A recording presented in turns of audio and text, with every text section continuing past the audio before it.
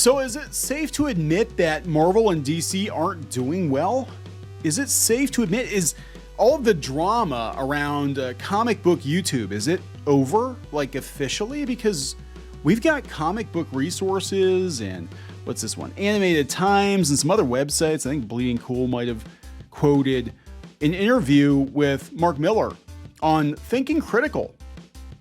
That's Wes's channel. Wes at Thinking Critical. Yeah, I watch him regularly. In fact, I know him, and I consider him a friend, or as much of a friend as you can be. If you are in this space, and you haven't met someone face to face, but I've known Wes for a number of years. I've been on his show a couple of times, and for a while, you weren't allowed. You were not allowed to talk about channels like his in the mainstream media.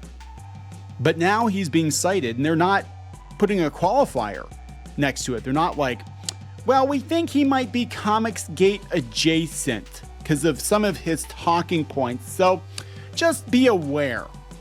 Just be aware. No, they're just writing very matter-of-fact articles about Wes's interview with Mark Millar, which kudos to Wes for landing Mr. Millar, by the way. I mean, he's having a hell of a run right now, and his projects are getting picked up all over the place, and he's one of the few writers in comics who are doing legitimately well, and he's got some advice for Marvel and DC. There was a 2-hour chat out there. You can go check it out on Wes's channel, Thinking Critical, and Comic Book Resources of all places, giving him a hat tip. And we're going to talk about this, and we're going to talk about how it's starting to sink in.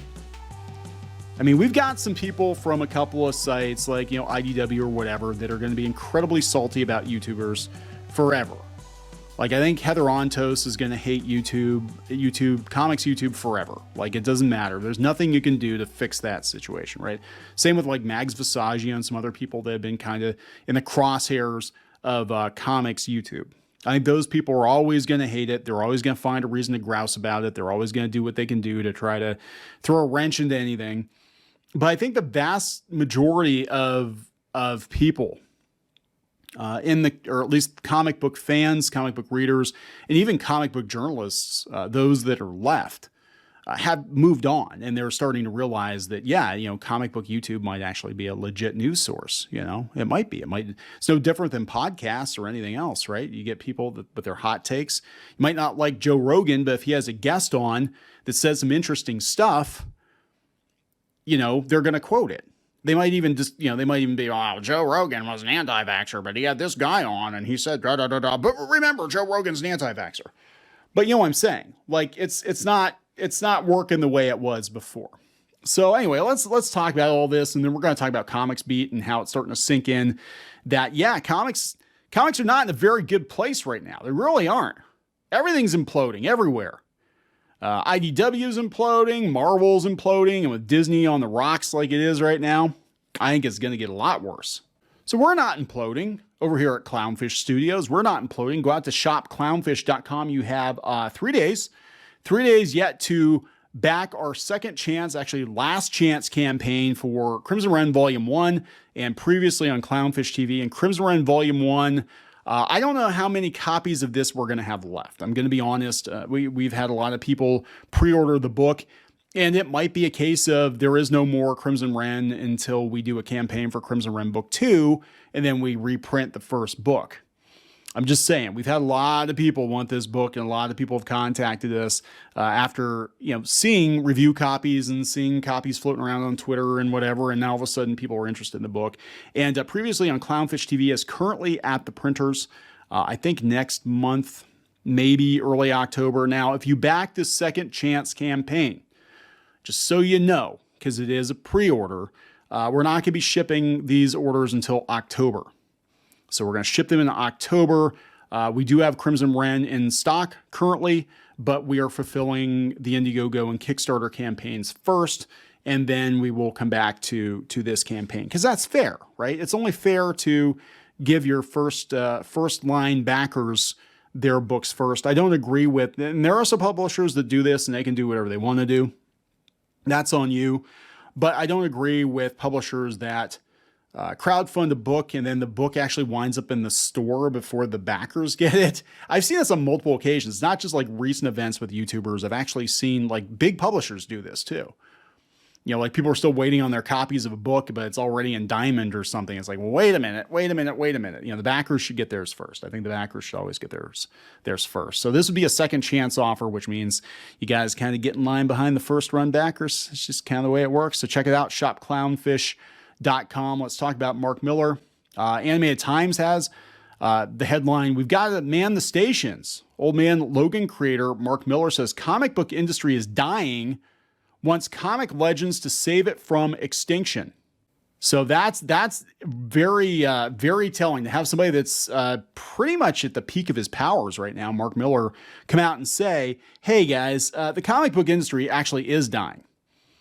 It is dying. And we need to get some larger people in here to try to turn it around. The Todd McFarlanes, the Frank Millers, Jim Lee's just hanging out at DC Comics. I think you can just kind of count him out. But some of these vets that, and there are very, very talented guys out there who are waiting for work. They haven't gotten work in years because they're not the right kind of people or whatever.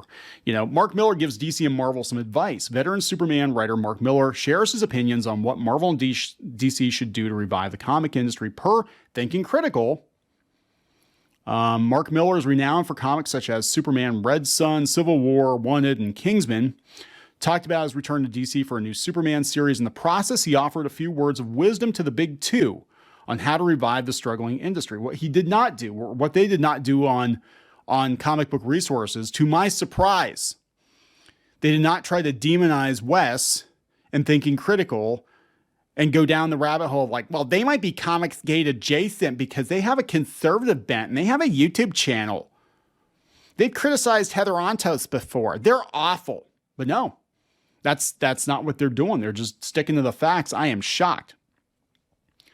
We got to man the stations. I think everyone's got to come in and do a couple of projects and find an artist who's as good as you can possibly get and just do a killer run on something. The retailers are really struggling. They're dying. All my friends in retailers are saying it's never been this bad. They've never known it as hard as this. That actually is true. I can tell you that the people I've talked to that are predominantly comic book retailers said it's really bad right now. I've seen a lot of shops go out of business over the last couple of years. Now, partially because of the pandemic. I've seen some of the shops that, I've been a longtime customer of pivot to back issues only. They don't even sell new comics. I've walked into comic shops in the last couple months and I'm like, they're books that are still sitting on the shelves from like 3 or 4 months ago. They're not going anywhere. They're not moving. But the manga section, they can't keep it stocked. You know what I'm saying? It is bad. It is bad. If you depended on new comic book sales in this market, you'd be dead. You'd absolutely be dead in the water. You have to sell manga. You have to sell graphic novels. You have to sell pop culture trinkets. You have to sell tabletop games. You got to sell those damn Funko Pops. I don't even think the Funko Pops are working very well anymore because, they're really in a bad place too. Millar's vision extends beyond immediate revival as he underlined that Marvel and DC's successes are essentially to nurture the growth of creator-owned works. He noted the real success comes from the industry, and I'm not talking about as individuals, as creators, but the honest truth is that creator-owned growth comes from Marvel and DC doing well. The writer also did not shy away from critiquing the current output of major companies. He urged the two comic giants to raise their standards. Obviously, there's some great books. There are 2 or 3 good books, I think, at DC right now, but you need 20 good books. There needs to be 20 great books. I think that there should only be 20 books. Personally, I think these companies are cranking out too much subpar material. Marvel especially was just cranking out content like crazy. And most of the stuff that they cranked out under Axel Alonso is still sitting at Ollie's, rotting. Like all these like 2014 to 2018, 2019 Marvel comics are just rotting on the shelves. Millar drew parallels with past eras of comic book excellence, recalling the 90s, 80s, and 60s, when a bulk number of comic books used to make fans financially torn between options. Yeah, that's a good position to be in, right? Like I'm going to go broke. There are so many good comics out there. I'm going to go broke. Nobody's in that position anymore. Everyone's like, yeah, there are only two things worth checking out. Millar admitted his ambition is to rekindle the quality of quantity on the levels of the industry's golden days, where fans can once again find themselves eagerly clutching a stack of must-read issues. That would be nice. Look, they cited Wes and they didn't call him a Nazi or a bigot. Is this written by AI? Has to be written by AI, because normally they would call Wes a bigot or something. But no, good on them for not doing it. And same with Animated Times. I don't think they said anything about. Now, they actually cited Bounding into Comics, which used Wes's video as a basis for an article. So look, if he said it, he said it. It was on their channel, right? But it's not just Mark Millar. You've got Heidi McDonald saying now things that were said 5 years ago. Can anything cure Marvel's malaise? I don't know, Heidi. Where were you 5 years ago? You were joining in on the mobs, calling comic book YouTubers bigots and Nazis and yada, yada, yada, yada, yada, right? But the truth is, regardless of whether or not you agree with their opinions, maybe they were a little harsh on some creators, maybe their opinions got intermingled with political hot takes, whatever. The point still stands. Marvel and DC are not in a good place right now. Marvel especially not in a good place right now. And either one of these publishers could get axed tomorrow, and it would not affect Disney or Warner Brothers at all. I mean, Warner Brothers just lost how many hundreds of millions of dollars on the Flash movie? They're not going to care about cutting loose their comic book division. It doesn't matter to them. Do you think they're going to make movies based on these comic books? Hell, they've got decades and decades and decades of much, much, much, much better material to pull from. Like I wouldn't even bother. I wouldn't even bother with any of the new stuff. They don't need new stuff. And what sells the best? It's freaking Watchmen, Dark Knight Returns. For DC, Marvel, they're selling all kinds of, probably Dark Phoenix and Infinity Gauntlet. And again, much, much better stuff that is evergreen that you can sell for decades. The original Civil War, you don't need to keep cranking out subpar product. If nothing else, it's actually hurting your brand, because that's what you're getting known for. Churning out subpar crap that doesn't sell month after month. Hiring creators that are out there on Twitter, eating each other alive, attacking people over political beliefs or whatever. Constant drama. Constant bad news about, companies like IDW crashing. IDW was being groomed. I hate to use the word. I know you can't use that word now, it's loaded, but they were being groomed, positioned to possibly take over the Marvel superhero license, to take over Star Wars, to take over Disney. And they dropped the ball on all of it, right? They dropped the ball on all of it. And actually a lot of that was on the watch of one particular editor that has been in the crosshairs of comic book YouTubers. I'm just saying. And now they're trying to do originals, and that's blowing up too. So I think it's pretty interesting stuff to have Mark Millar, and he can say that. It's not like, well, here's a guy who was big 30 years ago saying what we should and shouldn't do in comics, but he's just doing the convention circuit now and selling his old work, and he's not doing. No, this is Mark Millar, who's actually on top of his game right now. He's you get Todd McFarlane, you get Frank Miller, you get these guys to come back in. But, this industry has chased a lot of these guys off. I think Todd McFarlane pretty much just sticks to himself now. Because I think if Todd McFarlane was more active on Twitter and Todd McFarlane would let people know what he actually thought, because he's a firebrand, man. Todd McFarlane, back in the day especially, he was spicy. He did not give a shit. He knew he was the top creator in the industry at that point, the early 90s. He knew exactly where he stood, where his position was, and he did not give a shit who he pissed off. And I think we need more of that. I do on some level. Unfortunately, we have a lot of people now doing a lot of talking that don't have the chops to back it up. You know, we have some of the biggest mouths on Twitter don't have the chops to back it up. But yeah, if you got, you know, McFarlane back on Spider-Man and you got, you know, Frank Miller on Batman or something, like it would sell. Even Rob Liefeld, get Rob Liefeld. I know people don't like his art, right? I know some people don't like his art, but his books do sell. They sell very well. Get him on a cable book, you know, bring these people back and just be like, yeah. But then you would have to admit you were wrong. You would have to admit that the last 6 or 8, 10 years of comic book stories are dog shit, and you have to go back to the old well, bring the old gang back in because you don't know what the hell you're doing.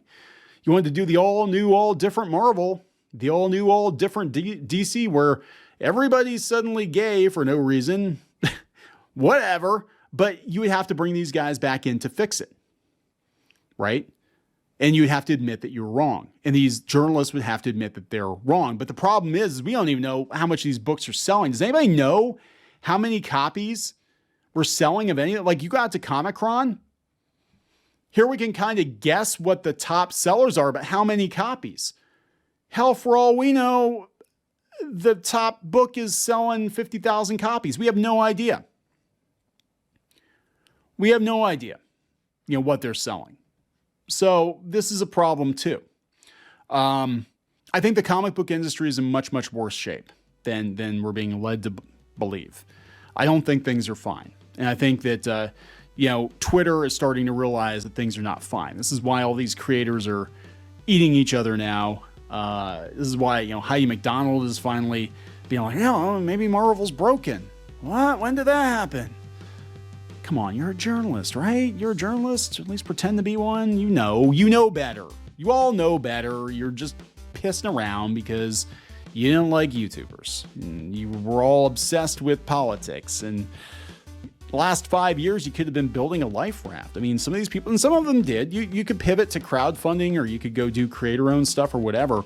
You could learn from the YouTubers you don't like, right? You could be like, I don't like these guys, but they're making money. What are they doing that I'm not doing? You could do that, and you could save yourself. But now we'd rather just spend all of our time attacking these guys. Now it's too damn late. Now you got guys like Mark Millar going on their shows. Wow. Did you really lose the plot, right?